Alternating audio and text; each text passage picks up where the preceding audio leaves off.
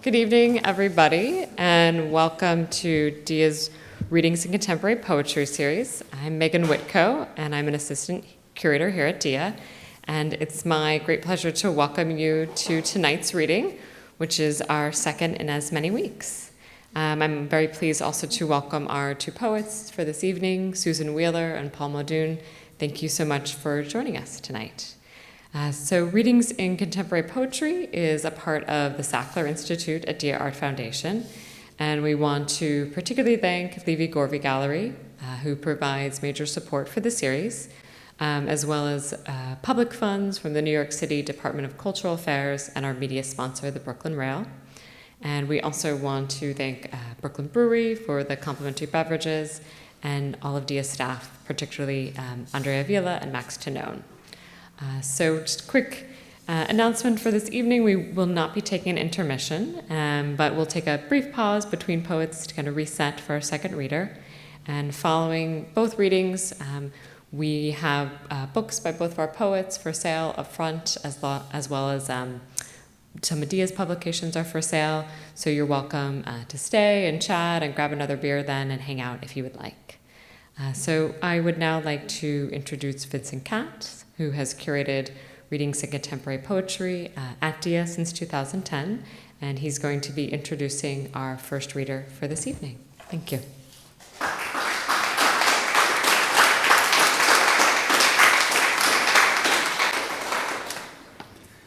Thank you, Megan, and thank you all for coming out tonight. I'm really excited to be hearing Susan Wheeler and Paul Muldoon.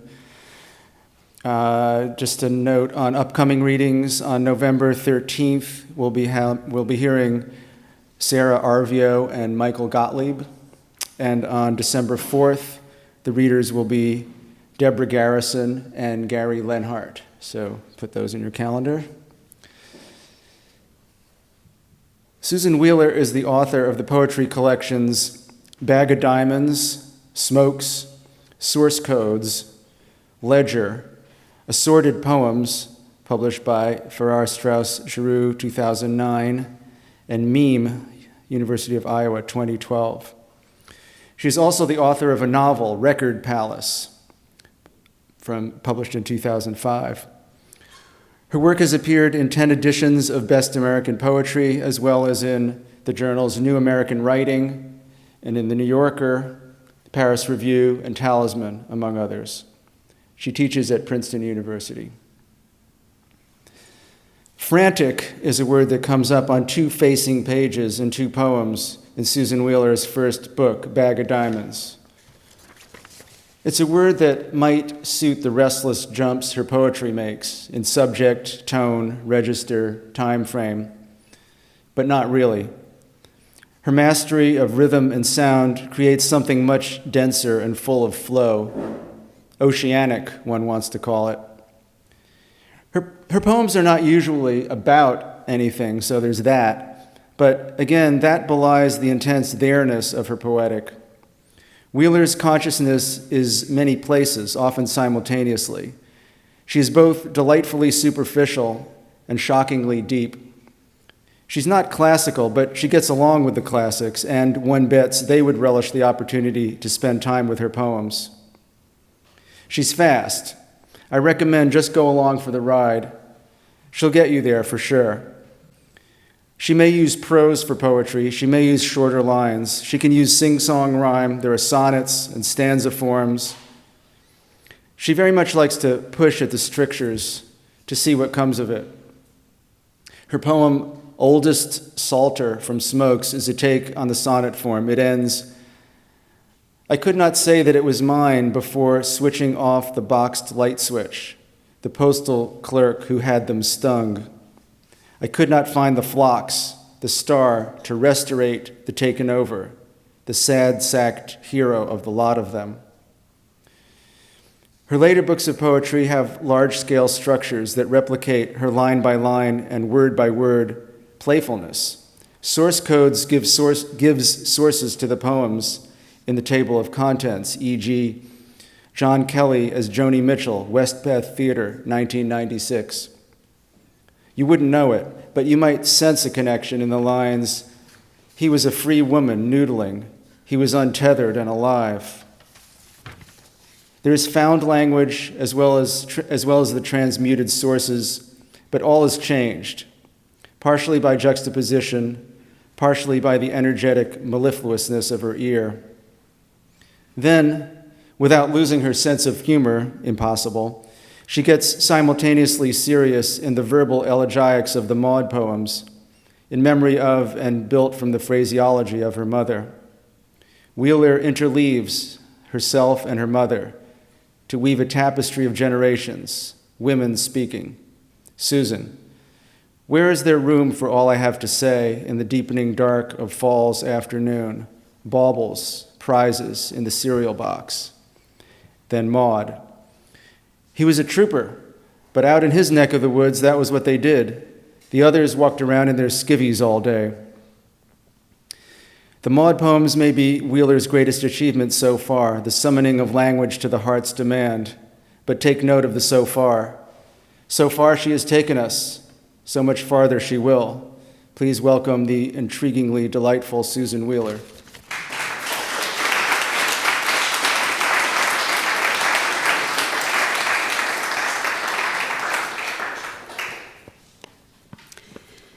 Thank you so much, Vincent. To be invited by a poet like Vincent Katz and to read with a poet like Paul Muldoon is a poet's dream. And thank you. I'm going to read a mix of older and new works, some of which is still in progress, so bear with it. A lot of them are about men and women, and so I'll start with an older one, The Bell. Sad that porking verb. I went down with the fancy dyke to the parts store then, and that Billy crafted up an Erasma like as not the Benz. Nice legs. Felicity, a mom that's got a skittish grin for every time the car door slams. Come again, coquette, off, on, and when that lady turns her eye on you, depends. A girl labels each excretion in a box, mom's beat. I'd like to say the tigers, then the fear, a far cry from complete. Come gently, wash those high boys here.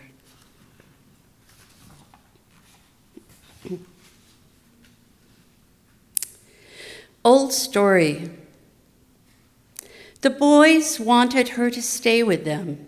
One said ho, one said ha dun dun. They put on their vests and fountain pens. One said ho, one said ha dun dun. We'll take her out for the finest meal. I say ho, you say ha dun dun. Then she'll know we crave her company. One said ho, one said ha dun dun. One praised varietals of shrooms. He said ho, he said ha dun dun. He pirouetted through the room. One said ho, one said ha dun dun. One drew a map upon his hand, saying ho, saying ha dun dun, of high balls bibed on swank islands. One said ho, one said ha dun dun. The coffee came. At last she said, you say ho, you say ha dun dun, zip up, or you'll be fed your own ho, your own ha dun dun. Her husband is in our way, don't you ho, don't you ha dun dun? One groused the very next day. He said ho, he said ha dun dun. Morel souring in his craw, rising ho, rising ha dun dun. That costly sup, still she won't come. She's a ho, I say ha dun dun.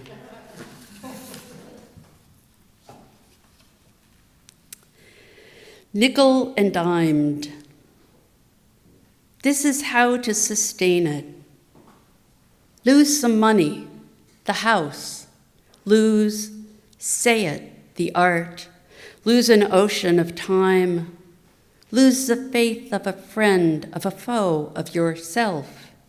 Lose your voice for a few torpid months. Lose your shit on the phone with Verizon. Lose your patience, your daddy, the baby, your mom. Break your fall with your finger. Break your finger, a foot, your unremarkable heart.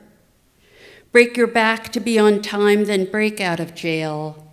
Go when you shouldn't, break when you should. The sickle you'll break at the start of the harvest. Break the chain letter that broke the sad news. Leave the land of your peoples. Time and again you'll be stopped at the airport attempting return. Leave your senses, leave your love and their lover. Leave the parent you were for the mute you've become. Leave lucky pants in Detroit on a hanger in a Holiday Inn that left you in tears. Gain diagnoses, mono, the black dog, nodes on your larynx, dengue fever disguised as the mumps, a sty, a tumor, one zigzagged crack, sense poorly mended. Gain a few jobs, misgivings, a stone. Pound on the door of a neighbor who's fallen. Gain time just to lose it, a third mouth to hear. Try to make headway before the stiff headwind that hands you a punch as you rise to your feet. Try the pate, try praying. If faith in the group head is your thing, try that. Try loosening the laces, try tightening your grip. Try to let go of your quest for the perfect, good, now, passable, worst. Go to the basement, go get the sharp scissors, go under the knife, then do it again till it gets the job done.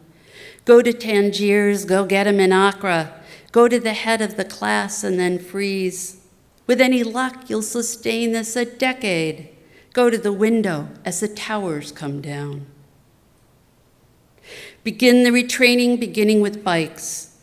When the chop shop floods, begin to bail water until 10 years in, the bucket's a sieve. Begin at the top or the coda, both will start you to stop you in sludge. Begin the prescription, infusions, begin repairs to the woodshed that the belt will undo the first time you take you back into its dark. Begin again, begin over, to rant, to break down, to lose it, to shout. The pieces you abandon, begin to forget them. The end of the tunnel is lit. Begin to prepare.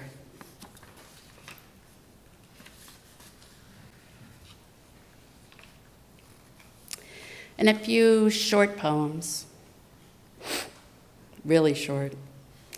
Figures on a kylix attributed to Doris Athens, 490 to 480 BC. The man holds up 3 fingers.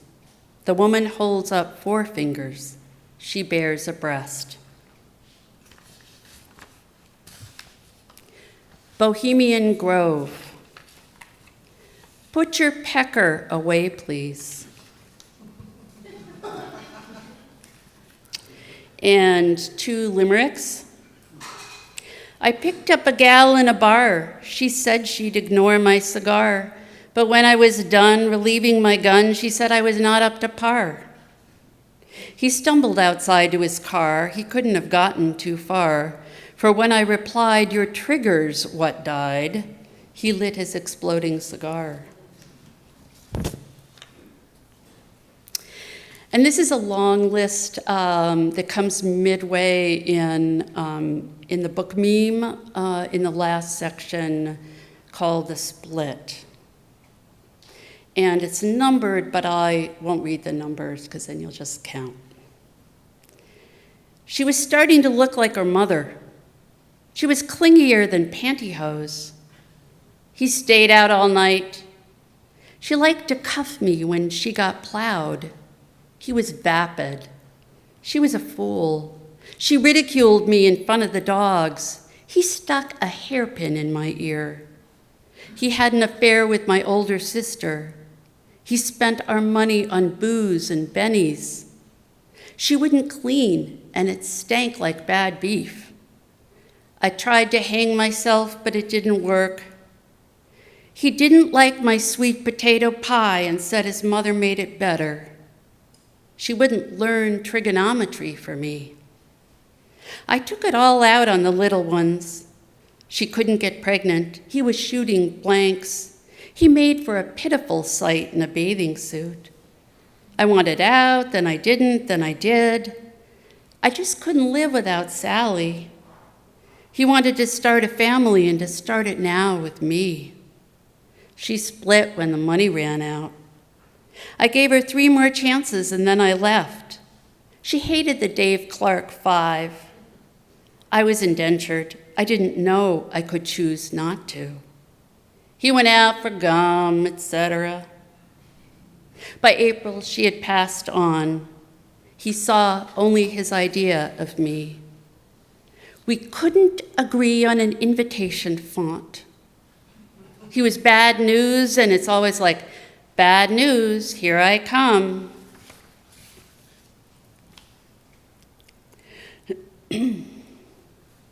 Cracker. It starts out with a quote from a poem by Jose Angel Araguz, "And every other man I am." The cracker is always late to the seeing. When the doctor speaks, the cracker takes her hands from her ears while the other massages her arches. The cracker fills his plate with heaps of potatoes. The cracker is careful to smell his best. Charity, always charity. If you say this is an I do this, I do that, well, I'll swing at you. The cracker defends her ground.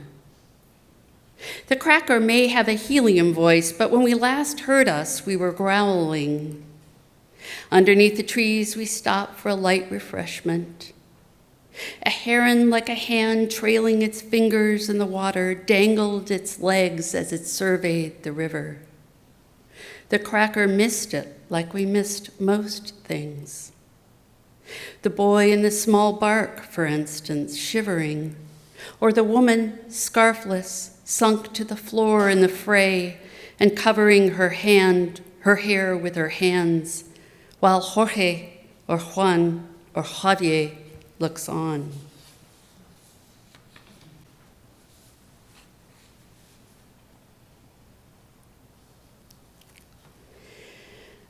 This next one is in progress, and it's set in a support meeting for survivors of sexual assault, which isn't clear, which is the progress that has to be made in the poem, but I can tell you since I'm reading it to you.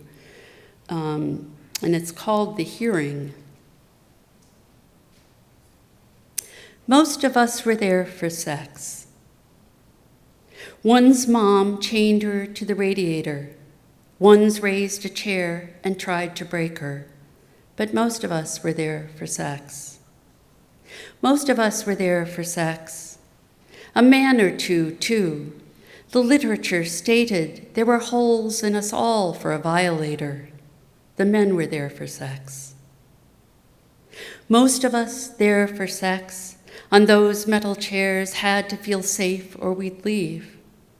That for me came later. I thought I was there for sex. Most of us were there for sex, usually the dad with the mom's imprimatur, sometimes a cousin, a classmate, a neighbor. Most of us were there for sex. Sometimes one man there for sex shuffled to his seat like a slow freighter through us and drew close his layers. Most of us were there for sex. This man who was there for sex one evening described the subway car, the sudden overcoming like the snake, where Adam knew he was there for sex. The man hadn't known he was there for sex until a woman in the car started to rake her hair with her fingers down the side of her sweater. Then he knew he had come for sex. Though we were all in the room for sex, one of us bailed. Her heels on the slate were a pause in his speaking. He couldn't hate her for walking out on his story of his coming for sex. Then the man who was there for sex said he unwrapped the coat hanging over his gaiters to the nothing underneath for the eyes of his neighbors. Most were not in the subway for sex. The man who was there for sex said he could not do this. Even shame elevates or enhances the urge. Even here, it's the agitator. All of us there for sex looked away. Most of us were there for sex. But he kept his coat wrapped. Was he brave or cruel to unburden this weight on us who were there for sex? One of us who was there for sex said, touched on the street, on the job, to violate her here in this place was enough to break her, and most of us who were there for sex. Most of us were there for sex while outside in the night, the city cradled her waitresses, pimps, dancers, her homeless, her skaters, most of them there for sex. I thought I had come for sex. Did my he or not? Once savior or satyr, he lurked in unsterile incubators. Most of us were there for sex.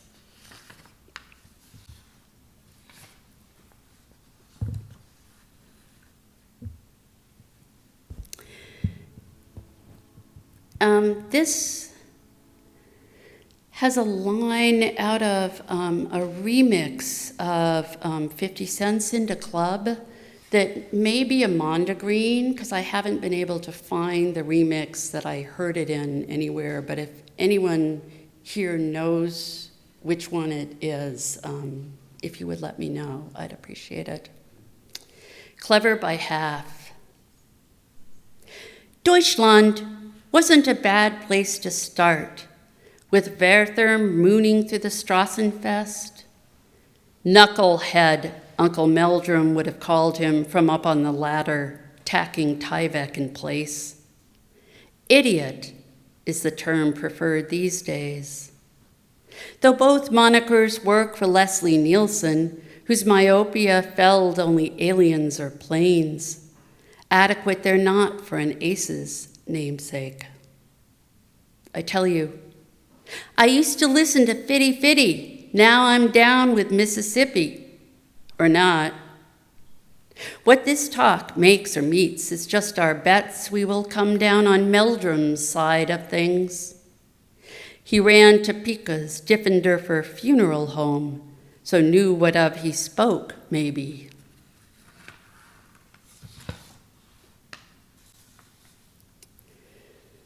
This is a found poem, sampling.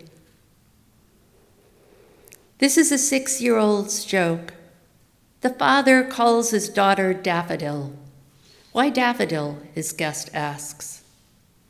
When she was a baby, says the father, a daffodil fell on her head. The dad calls the other daughter, Rose. The guest asks, why Rose? The father shrugs. When she was a baby, a rose fell on her head. A boy tears into the room like a tiger. Hey, Cinderblock, says his father, slow down. And I'll read 2 more poems. The next one borrows its last 2 lines from a poem by C.K. Williams. And the poem's written in his memory.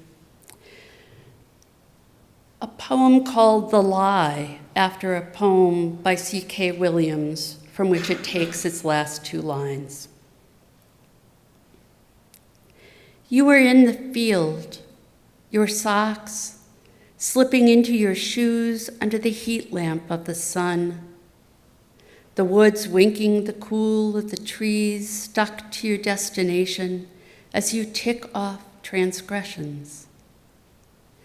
The man behind you says, a mélange of mirages, and again, a mélange of mirages, liking the sound.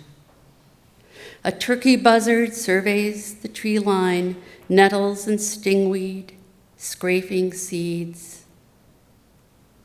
You once plied a boyfriend with drink like a pirate extolling the gangplank.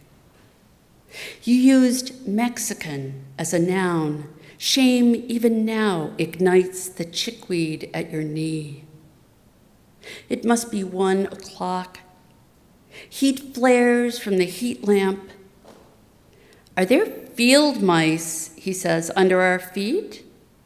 And multiple gyres of the banging black flies, hoppers trapeze from the grass, speech that is white, ashen speech.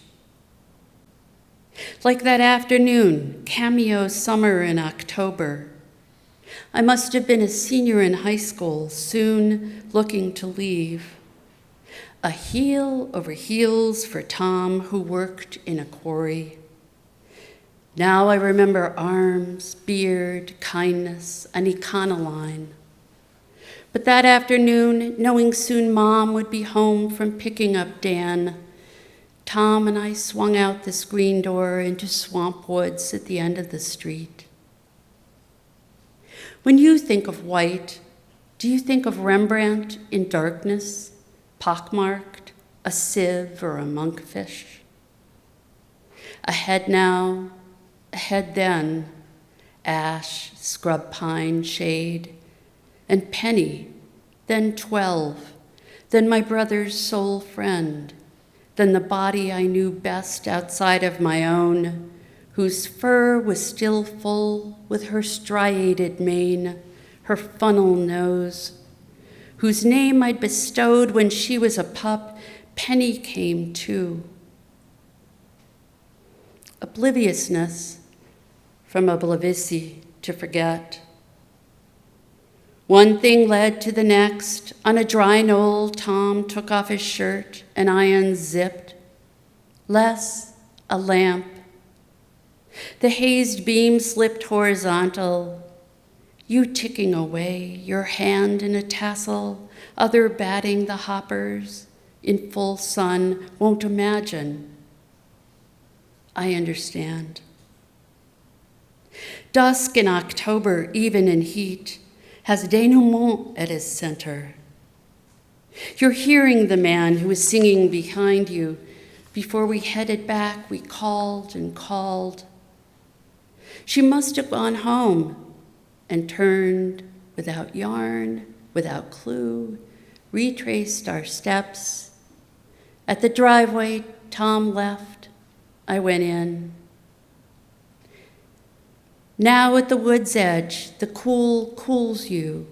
Dark switches the lamp. The man takes your hand, folds you to him. Your damp's a solder yet untested. Adults, you hear the turkey hawk stoop and land on the branch nearby of a birch. Carry on. Horse with its blinders, self-selected, fist that clasps straw, a miser refuting the bounty without it. That night for hours up the street I heard voices call Penny, saw flashlights like cleagues in the trees. Oblivion that made you, hopper from the hand you swing, the cool curiosity of sight, the sound of a man's laughter, scatter, as one would with a self which savagely resists, this amputating, this assailing, this self-slashing.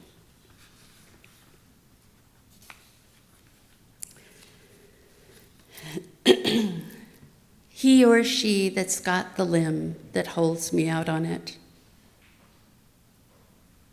The girls are all drifting in their ponytails in their pig iron boat. So much for Sunday. The dodo birds are making a racket to beat the band. You could have come too. The girls wave and throw their garters from their pig iron boat.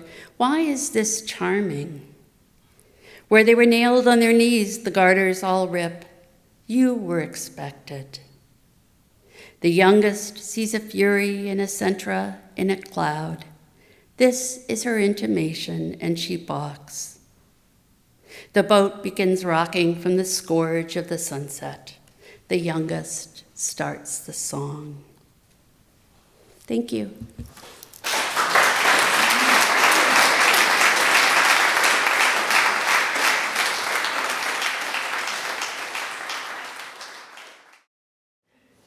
Paul Muldoon was born in 1951 in County Armagh, Northern Ireland, and educated in Armagh and at the Queen's University, Belfast.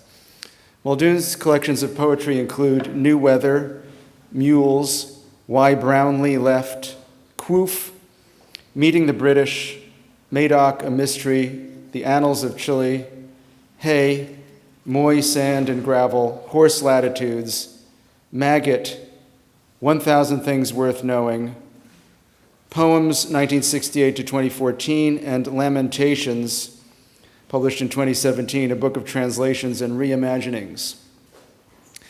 Between 1999 and 2004, he was professor of poetry at the University of Oxford, where he is an honorary fellow at Hartford College. From 2007 to 2017, he served as poetry editor of The New Yorker. Muldoon is currently Howard G.B. Clark, class of 21, university professor in the humanities, director of the Princeton Atelier, and professor of creative writing at Princeton University. Paul Muldoon is so prolific a poet and so varied a poet that an introduction must necessarily be incomplete.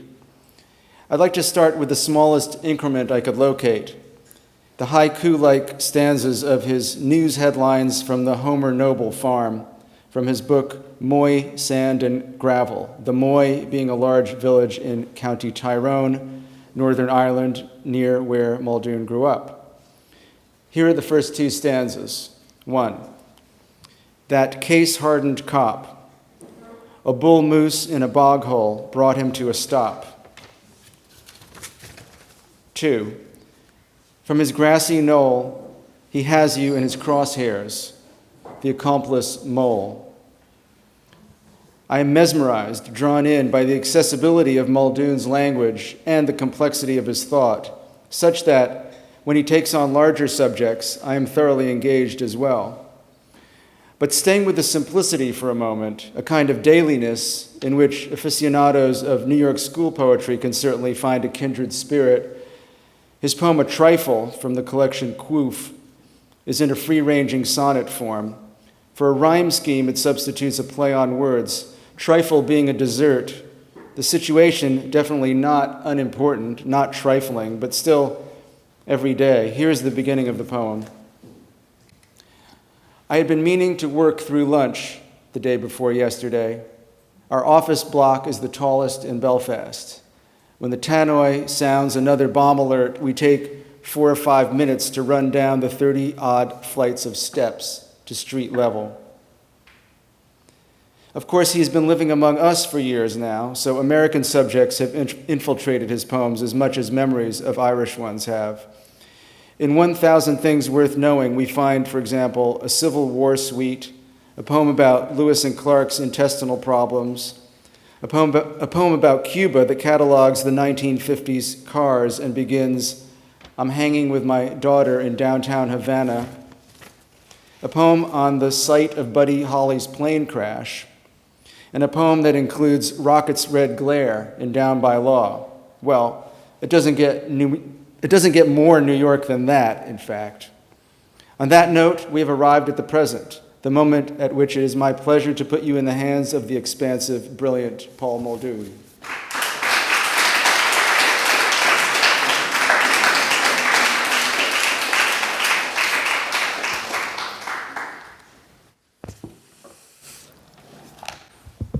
Wave, in memory of C.K. Williams.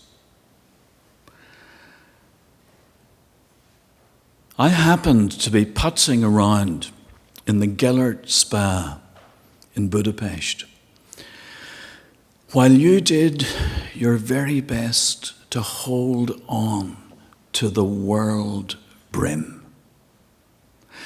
St. Gellert taking a last look over the rim of his nail-studded barrel. I was stretched in a thermal bath even as Syrian refugees struggled to find a path across the border at Zaki. 2 of the many top-of-the-line treatments on offer featured red wine and chocolate. It was in Peru, Vermont, in the late 80s, I first heard you vaunt Vallejo and Neruda. You were so tall, I could no more reach you for a farewell hug than scale the heights of Machu Picchu. My own ancestors had floated down the Danube on a combination of a pigskin inner tube and a somewhat overblown sense, not only of their own expertise in cooperage and smelting copper and telling whopper after whopper, but the intrinsic importance of things Celtic.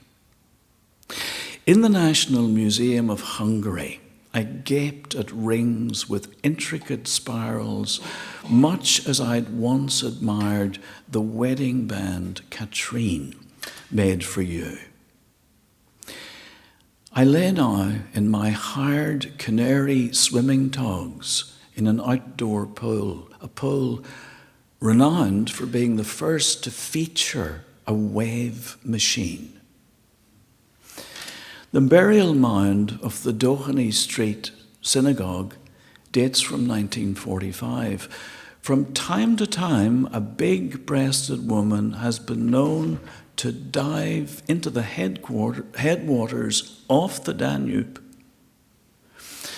and return to the fold in Ireland itself, between the paps of Danu, the mire and mould of the world would become your subjects, of course. Be it the Hun buried astride his horse with a rusted bell and garnet-encrusted gold paraphernalia, or the Doheny Street mound that holds the bodies of 2,000 Jews starved by the Arrow Cross. Except for 15 minutes in the hour, the wave machine is at a loss as to how it's persevered since 1927. Almost 90 years, Charlie. Almost 90 years. That it will be starting soon is announced, it would seem, by a little signature tune on the speakers. In addition to those forced to march from here to Austria, so many more would pass under the arch in Auschwitz-Birkenau. The peril that faced St. Gellert when his nail-spiked barrel went trundling down the hill would be amplified until the needle bent. When I'd blithely asked Katrine to replicate your silver ring, it hadn't struck me you and I would mate for life, like Herr Tuckus and Frau Tuckus. Were it not for the lining of mucus, a poet's mind, like a stomach, will happily digest itself. I left my silver wedding band on the shelf in cabin 108 to protect it from sulfur, oblivious to the fact that even such temerity, such tact as you'd always shown, the grace that had, if anything, grown,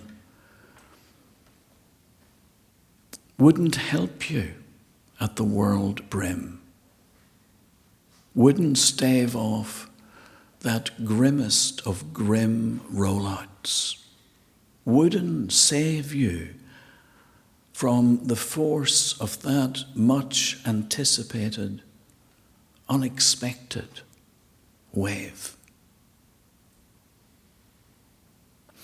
So I read that in memory of Charlie, whose anniversary occurred just a few days ago, and following on from my dear colleague, Susan Wheeler. And I'll read, I think, only newish poems this evening, and I won't read for very long because I'm sure we've all got things to be doing. And as the widow of Seamus Heaney has been heard to remark, no one has ever complained about a poetry reading being too short. So, this one is called Plume. It's set in Iceland. Plume. On the outskirts of Reykjavik, I find myself slapping the ass of a thick-piled Viking horse, sending up a plume of dust and gas that all but obscures the scrawl on parchment of a jet plane, sending up a pall the likes of which I don't recall since a ruse I played on my mother. This one involved my father lying in hospital, much the worse for rheumatic fever, and her abandoning my 8-year-old self at home when she breezed off to visit him. Knowing how she favoured that canister of Yardley's talcum, I shook it out little by little into a rug on the floor of her bedroom till it had vanished into thin air. Even then, I was struck by my vengefulness, by the sheer vindictiveness of this conjuring trick. A vindictiveness now matched by hers. She'd followed her nose to the scene of my crime, English lavender, her running noose around my neck. Is that a touch of founder in her near side rear hoof? Sending up a cloud of volcanic slag that's at once growing fainter and more sleek, since it's for the most part composed of vitreous ash, silica, ferrous oak gall, resentment, griefs, squabbles and squalls. It may yet enthrall the plane's state-of-the-art combustion chamber, clogging the engine with molten glass. The way a poem may yet stop the heart.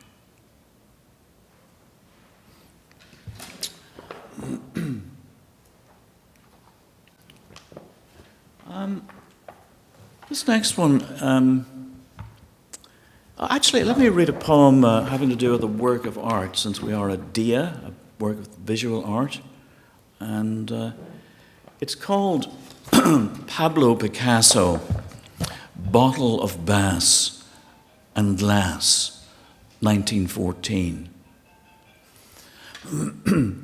Dante Alighieri drank it straight, no chaser. Even though he talked in circles, he never stood his round. Anonymous drank with fowls in the frith. Giovanni Boccaccio drank with Geoffrey Chaucer, mulled wine, nutmeg, lemon rind. William Shakespeare drank with master froth. Emily Dickinson drank from her saucer. Bradstreet and Berryman were known to imbibe. Dean Swift drank before delivering a homily, though Daniel Defoe avoided whiskey like the plague. Martinus Scriblerus drank with Alexander Pope. John Milton drank with Edna St. Vincent Millay. God had a drink or two with William Blake. It was mostly with Wordsworth Coleridge liked to tope. Christina Rossetti more than once paid homage to Alfred Lord Tennyson's having more than once crossed the bar. W.B. Yeats drank with some guy called Selwyn Image. Ezra Pound was somewhat into Zen. Delmore Schwartz drank with a heavy bear. Louis MacNeice drank with the Ulster Scrimmage. Oliver Goldsmith drank with a deserted villager. Mary Shelley drank with Leigh Hunt. Robert Frost drank scotch over ice. When T.S. Eliot drank with Valerie Fletcher, she wasn't taking shorthand. Marianne Moore drank through a snake-scaled hose. Dylan Thomas drank on his stretcher. La Rochefoucauld drank with Madame de Sévigné, which is why he contracted gout. W.H. Auden drank with Harold Norse. Igor Stravinsky drank with Warren Zevon. Having lain so long by the gateless gate, Thomas Merton drank with his nurse. Raymond Carver may have drunk to get even with the likes of Gordon Lish. R.L. Stevenson drank with J.M. Barrie. Joseph Brodsky preferred potato vodka to wheat. Malaria is not an issue for the G&T lush, while a second lemon rind will stave off berry. I myself drank wine, both red and white, though I always drew the line at blush, having been brought up in a world where fusel oil was part and parcel of every batch, a world in which push almost always came to shove. Elizabeth Bishop drank with Alice Methvessel. Patrick Kavanagh drank with that McDade's hodgepodge. Robert Lowell drank aftershave. You could say we all drank from the same vessel. So, little shortish poem, if I may. It's called The Great Horse of the World. The first thing I remember is being stepped on by a horse while it paused to stale, paying me no more heed than it would an upset pail of water or feed, or a comb dragged through the coarse hair of its mane and tail. The great horse of the world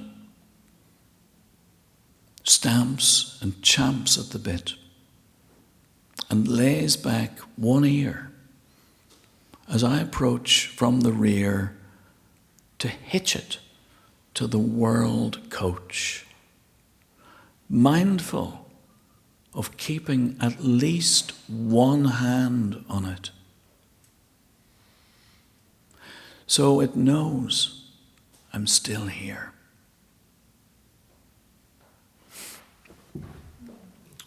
Let me see. Oh, I think just one more. Maybe we'll see us through. And what will it be? What a delight to be here. Thank you so much for having us, both here this evening. You know, I'll read one. It will last maybe, could you take 5 minutes? Could you bear it? It's another elegy. Unfortunately, we've come to a point where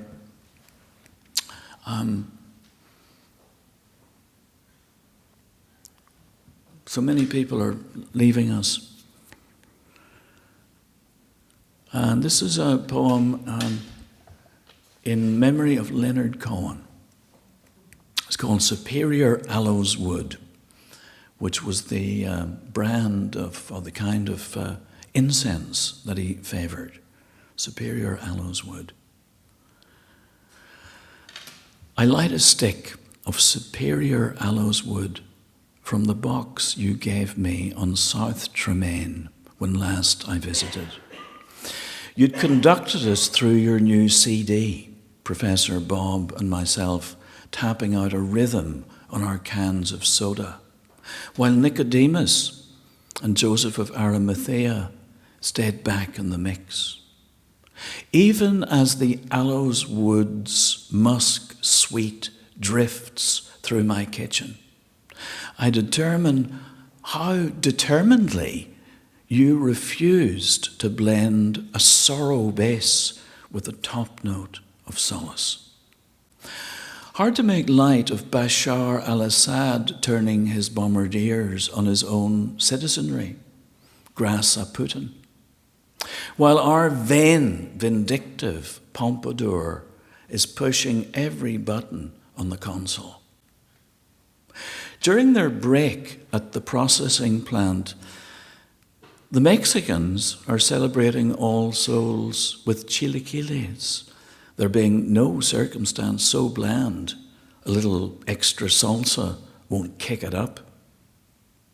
That August afternoon in Tinseltown, we touched on how Europe's right-wing nationalism is so in tune with our own.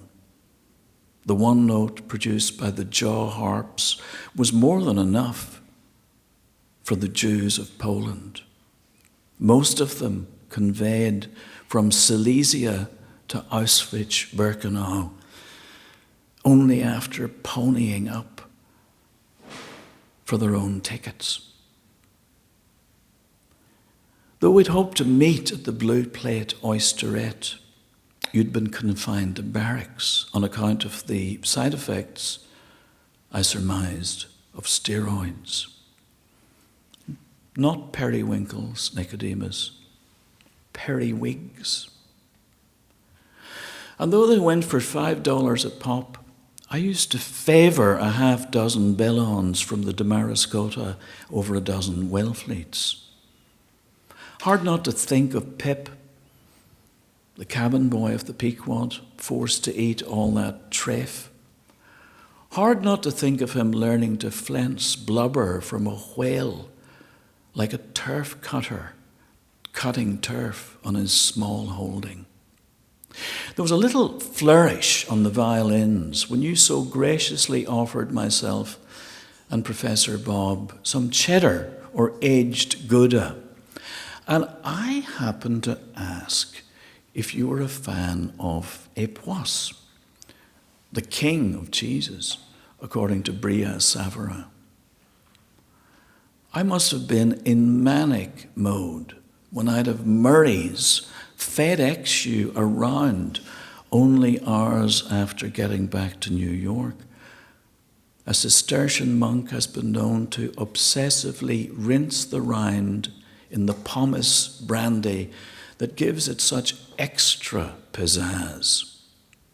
Why the electorate chooses the likes of Ronald Bonzo and George W. Bozo as commander-in-chief has already defied exegesis.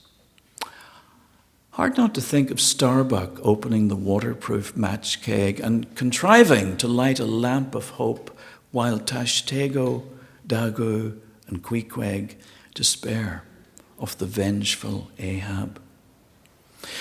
When Nicodemus busies himself treating the body of Jesus with a mixture of myrrh and aloes, but 100-pound weight, this aloes is our self-same aloes wood, beaten to a pulp and thereafter prized as an embalming agent from Beirut through Bologna to Bilbao. It seems particularly appropriate that a priest should also distill brandy from the lees of wine.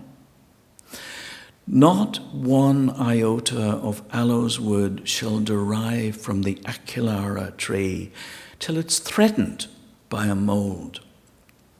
Only when a gold-orange bloom of bacteria is allowed to seep through a rind-washed cheese is its raunchy essence revealed. Only when a sponge on a stalk of hyssop is proffered him does Christ acknowledge the glitter of the doubloon nailed to the mast is both amulet against the whale and emblem of Burgundian Casey culture. Trouble is, you emailed in October of your new favorite, époisse. It's the only thing I want to eat. Only when it's threatened does the aculara push back with the fragrant gum that translates to agar or oud. Egoless, aquiline, egalitaire, you yourself had tried no less to emulate the teachings of the abbot of Mount Baldy than his famous locum, Bernard of Clairvaux. I suspect Bernard had a hand in the development of the Merceau Jefferson would come to love. Hard to reconcile the whale hunt with the 13 attributes of divine mercy now that Ahab pilots the pilot away from our 9th and final gam. And having tempered his barb in the blood of Queequeg, Tashtego, and Dagu, offers his final l'chaim, while urging us to stand firm. A chasuble is a version of a little house, a kind of poncho. It was no time after Jezebel had married Ahab that she took it upon herself to banish the prophets of Israel and train them for the polity of Baal. In the matter of leukemia, of course, it comes down to the bone marrow producing freak blood cells. Let's not forget how the brazen serpent becomes a false idol to which the Israelites cry hallelujah and make their own offerings of incense. One jot or one tittle shall in no way pass from the law till Abraham sacrifices Ishmael on Mount Moriah. The incense smoke sends up its orison over Mounts Moriah and Meru. That August afternoon, our tour d'horizon included not only the Tower of Wrong being built by Trump from the promises on which he'll shortly renege, but the life-size diorama of a grove of trees, those same trees producing myrrh only when they're wounded. Just as the resin in a stick of superior aloes wood is produced only as an immune response to an all-out attack. It's not only Bashar al-Assad dropping barrel bombs on his people that threatens the core of our humanity. In the meantime, the sweat from a round of époisse raises its own Kyrie through the kitchen to mingle with the funky incense suit. Not harps, Nicodemus. Not harps. Harpoons.